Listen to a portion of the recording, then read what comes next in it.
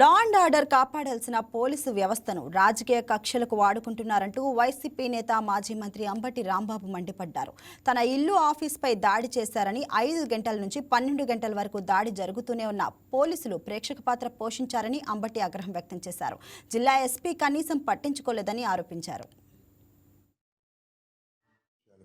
Jail నుంచి బయటకు వచ్చిన తర్వాత సుదీర్ఘంగా అన్ని విషయాలను తెలియపరిచేటటువంటి ఒక ప్రయత్నం చేశారు. ఈ రాష్ట్రంలో లా అండ్ ఆర్డర్ను కాపాడవలసిన, ప్రజలకు రక్షణ ఇవ్వవలసిన పోలీస్ వ్యవస్థను చంద్రబాబు నాయుడు గారు, లోకేష్ గారు పొలిటికల్ వెండేటా, రాజకీయ కక్షలను తీర్చుకోవడం కోసం ఉపయోగించడం అనేది చాలా విచిత్రమైన విష పరిణామంగా నేను భావిస్తున్నాను. దానికి 31వ తారీఖున నా మీద జరిగిన దాడి, ఆ తరువాత నన్ను అరెస్ట్ చేసి 18 రోజుల పాటు రిమాండ్లో ఉంచినటువంటి సంఘటనలు బట్టి రాష్ట్రంలో ఉన్న ప్రజానీకానికి అందరికీ అర్థమై ఉంటుందని నేను భావిస్తున్నాను. నా ఇంటి మీద, నా ఆఫీస్ మీద 2 ఎదురెదురుగానే ఉంటాయి.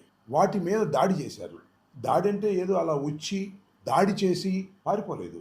5 గంటల నుంచి 12 గంటల వరకు దాడి కార్యక్రమం జరుగుతూనే ఉంది. పోలీసులు లేరా అంటే ఈ దాడి కన్నా ముందే పోలీసులు వచ్చారు. అప్పటి నుంచి 12 గంటల వరకు కూడా పోలీసులు ప్రేక్షక పాత్ర వహిస్తున్నారు. లోకేష్ గారు, చంద్రబాబు నాయుడు గారు. రాజకీయాల్లో వైరుధ్యాలు ఉంటాయి, భిన్న అభిప్రాయాలు ఉంటాయి. అక్కడక్కడ కొన్ని దాడులు కూడా జరిగాయి, పూర్వం జరిగాయి, తర్వాత జరిగాయి. ఏమిటి విచిత్రమైన విషయం? లా అండ్ ఆర్డర్ ఉందా? పోలీసులు ఏ విధంగా ఉపయోగిస్తున్నాడు చంద్రబాబు నాయుడు గారు, లోకేష్ గారు? దీనికి సభ్య సమాజం స్పందించదా, అడగదా, మాట్లాడదా? దీన్ని ఆలోచించమని వినయపూర్వకంగా నేను కోరుకుంటున్నా. పార్టీలకు అతీతంగా నేను తప్పు చేస్తే, ఒకవేళ తప్పు చేశాను అనుకోండి, చట్టం ఉంది. ఏదో ఇది రాంబాబు గారిదే పని, రాంబాబుని కొట్టారు అని అనుకోవటం, లేదు ఇది వైసీపీకి సంబంధించింది అని అనుకోవటం సరైనది కాదు అనేది పార్టీలకు అతీతంగా ఆలోచించే వారికి అందరికీ ఈ సందర్భంగా నేను వారి దృష్టికి తీసుకురావడం కోసం వారికి విజ్ఞప్తి చేస్తున్నాను. చంద్రబాబు నాయుడు గారు ఈ లడ్డు అంశాన్ని ఎక్కడ తీసుకుపోదలుచుకున్నాడో నాకు అర్థం కాదు. ఇక్కడ చిత్రమైన విషయం ఏంటంటే, ఈ లడ్డు కల్తీ అనే ఆరోపణ చంద్రబాబు నాయుడు గారు చేశారు.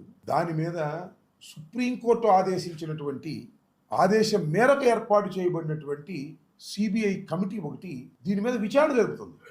ఈ గొడవ ఏంటి? నా తగాదు అదేగా. ఫ్లెక్సీ కట్టారు కదా, ఎంక్వైరీ చేయమని ఆదేశించింది, వాళ్ళు చూసుకుంటారు కదా. ఛార్జ్షీట్ ఫైల్ చేశారు కదా, దానికి మీరు ఒక్కరి భాష ఎందుకు? అసలు లడ్డూ సమస్య తప్ప ఇంకే సమస్య లేదా రాష్ట్రంలో?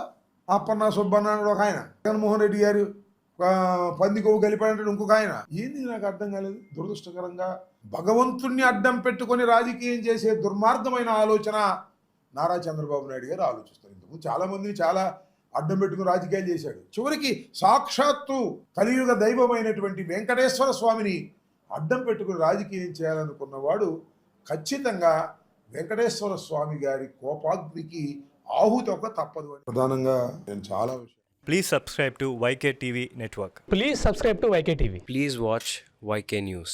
Don't forget to subscribe YK News channel.